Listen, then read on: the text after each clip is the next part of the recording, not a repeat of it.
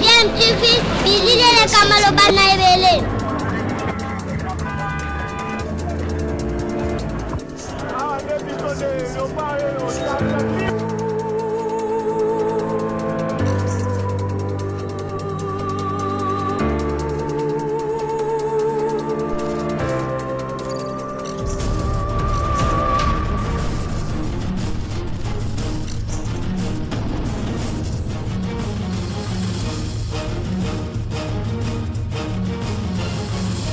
Scientifique toujours en avant.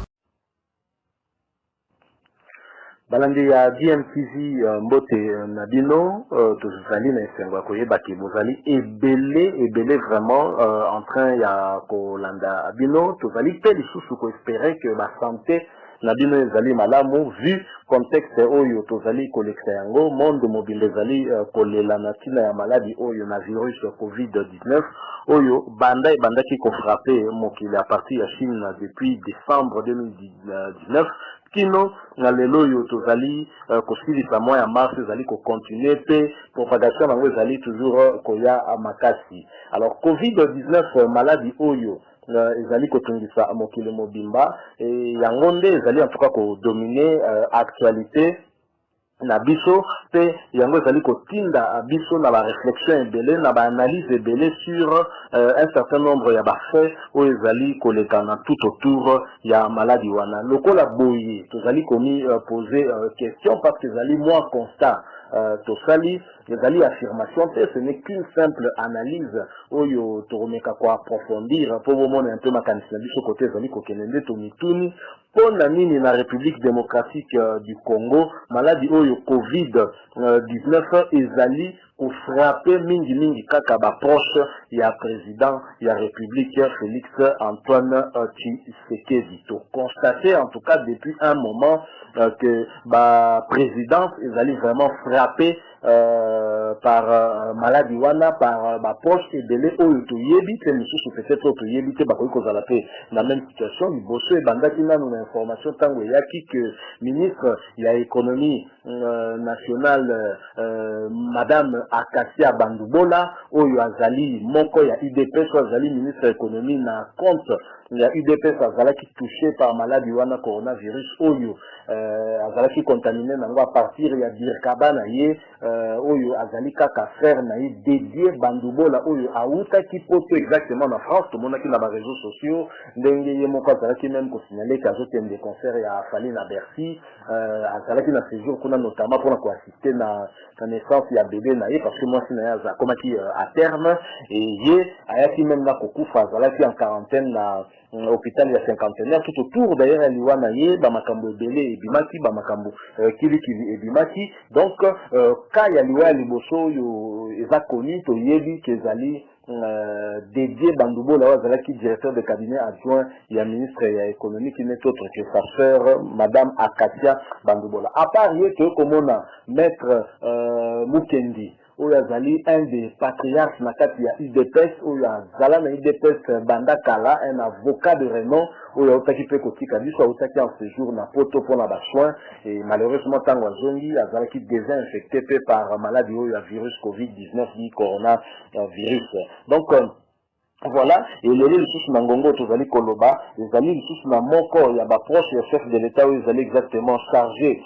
des missions ya président de la République Félix Tshisekedi na kombo ya Jacques Ilunga oyo auti kotika biso pe yepe lokola ba annoncer biso ki akufi na maladie wana ya corona virus nde liwana ye nzambe ye ko soulever ba question ebele tozali komituna pona nini maladie oyo ezali ko frapper kaka ba proche ya président Félix Tshisekedi est-ce que ezali nango kaka coup ya sort c'est-à-dire que ezali kaka maladie boye to na maladie peut-être bato misusu bakoki koprofiter pe na kati c'est ce qu'en tout cas nous allons tenter d'analyser tomeka ko réfléchir mais avant tokoka ko poursuivre nazotika bino nanu bolanda nano maloba nini oyo maman oyo aboti M. Jacques Ilunga aussi Kotika Bicho, le chargé de mission à président Félix Tshisekedi, Maloba Nini, il a adressé à président Félix Tshisekedi par rapport à Naliwa à Mwana Naye, Bongo na Sima, Toko Gasko Kofa l'analyse na Bicho. Maloba Nini est très très important parce que Yangonde et permettre à Bicho Toko Koko réfléchir, le lengue Tozali ko réfléchir, Siko. Toza Kozonga pour que to continue analyse na Bicho de Tolobaki. Je rappelle que Bozali na DMTV, chaîne YouTube na Bino, ceux qui ont déjà abonné. Merci beaucoup Nayo, sauf qui aux allina nous abonner, to senga Nayo aussi abonner et puis au cliquer na cloche au bima côté pour vous toujours notifier na ba prochaine vidéo na biso et voilà, nous disons à tout de suite. Papa, mwana nangai bakunda ite, azaki na malaki te. Malaki oyo mobimisi te, yangu moto ebumi mwana nangai yangu te. Leo mwana nangai abeli malaya. Nazaki nazana e contact leo nyonso tu. Nasolaka na bana nangai. Leo nyonso tu bazoko yebisa ngai. Moto abandaki malaya ezaki leki naye. Mwana naye pa abandi malaya, ye pa abandi malaya. Baye kuchie mai oyo baye kuchie na ndako na yebi unge kuteli ni na ye kuchie mai na ndako te. Azaki na diabetes. Mwana ngai ayoki malamu te. Bake na hospital. Siku ewa na bake kubuma na hospital. Mwana ngai na boyi te. Na koki kukunda mwana ngai na za te. Tata na ya kufa ngai na tekala tata mama. Ngai namuna mwana na ya kumuna mwana na ngai na sengi binu boy ababi bakunda mwana na ngai lobi te bakunda yete na zana ndako bakanga bota na ngai ya shamde no na lalaka bakanga ngo bien na lobi bakunda ina ndako wana te bakanga bien soko fiko lokole fiko ezalite ya kubumba yi mba mikrobe ilo ayo kukanganda mbuka mubimba ekanga kakanda kunangai wana batu yonsu bazana ndako babima ndako nangai bakanga batika mwana nangai kuna na basantinyele o libanda na display bakufungula nzila ngai nakoya kukunda mwana nangai namune seke ya mwana nangai pado papa no sala ngai mabete no sala mabete mwana wana papa na yemu ntwalukende panda na mbuka wana ya Kinshasa mwana wana na lupamba tena kukota muka ya na ukenda na mbuka ya ba mwana wana na kusala woyu na kukusala papa na yena papa na ilunga jibulo akamanyango no ba mumanya no yebi papa ya jaki wana mwana ngai alingaki nakenda na yata na mbuka na bango nakenda kupesa bande kuna bambuka bantu mbuka na bango te mwana na bino akufi mboga nini mbuka akananga tata na yaza muntu akananga ilunga kibulo akamanya ku muntu akananga bachi ya mwana nangai na mbeto inalalaka bakanga bafoto nyonso bakanga bisira nyonso no che bakisi na bino basala makamu nyonso ki ma mikrobo wana na mbuka wana eske no ke bakete mikrobo ye muntu kupansa mbuka mobimba o kanotika mwana nangai sika. Voilà, tout aussi Kolandawana,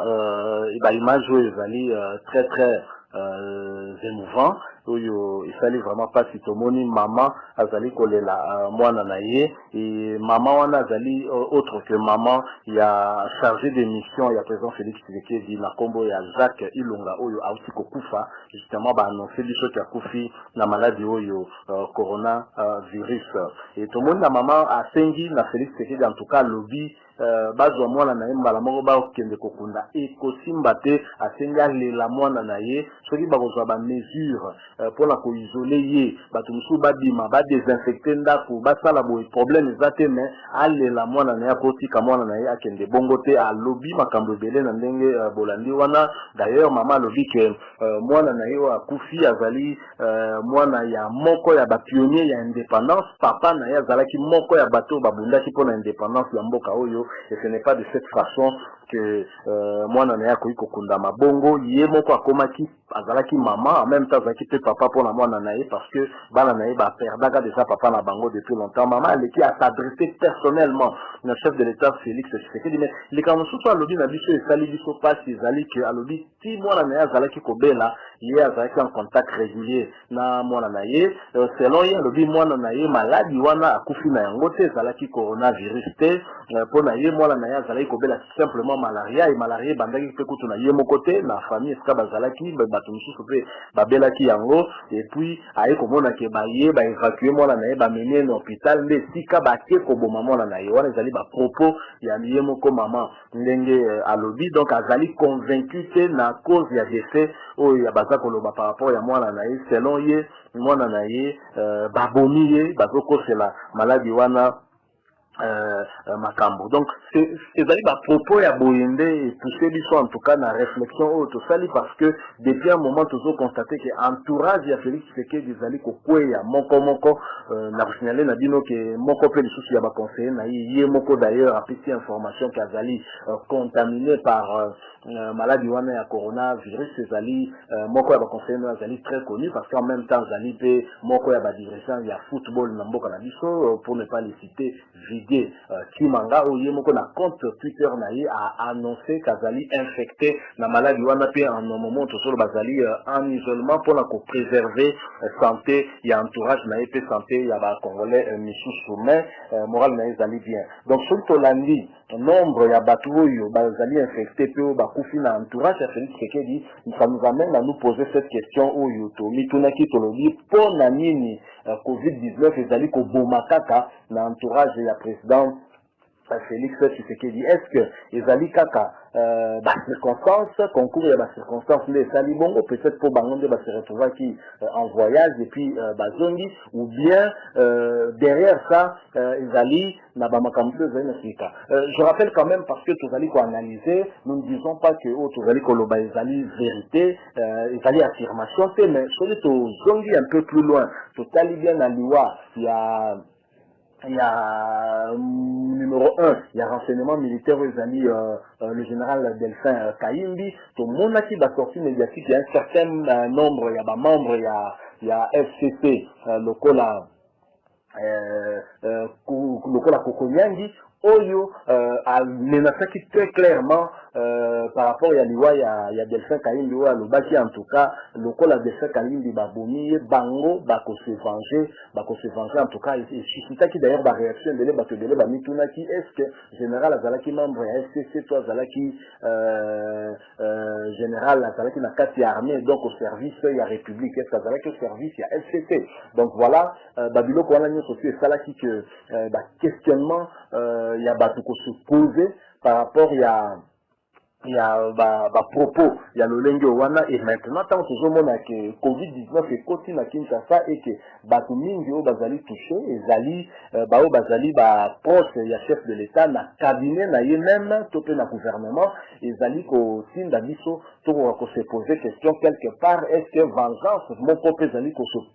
ko sala manasé c'était ko profiter na maladie o yo pour les kaka que mutakufi na maladie et non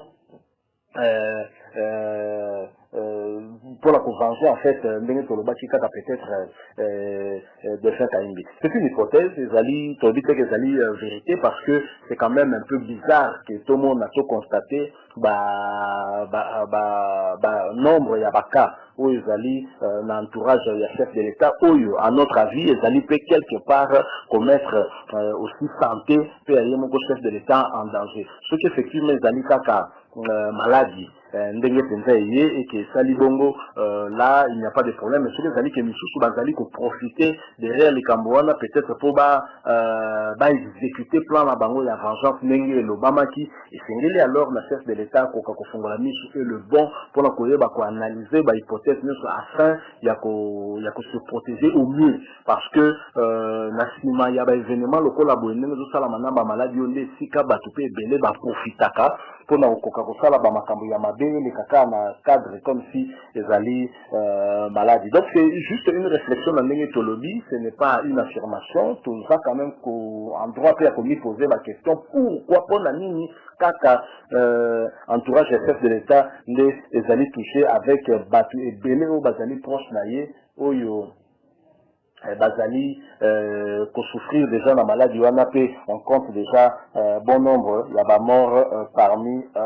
Bango. Merci, Bozala Kiwana na DMTV, tu espérais que analyse te sali rencontrer peut-être Makanisho Bino Bozala Kinango par rapport à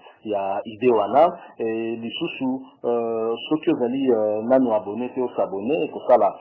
madame mingi peut cliquer na cloche pour apparaître à côté pour zangate pour recevoir ba notification il y a ba prochaine vidéo na biso. En tout cas to senga na bino bo se maintenir en bonne santé et puis toujours pour se protéger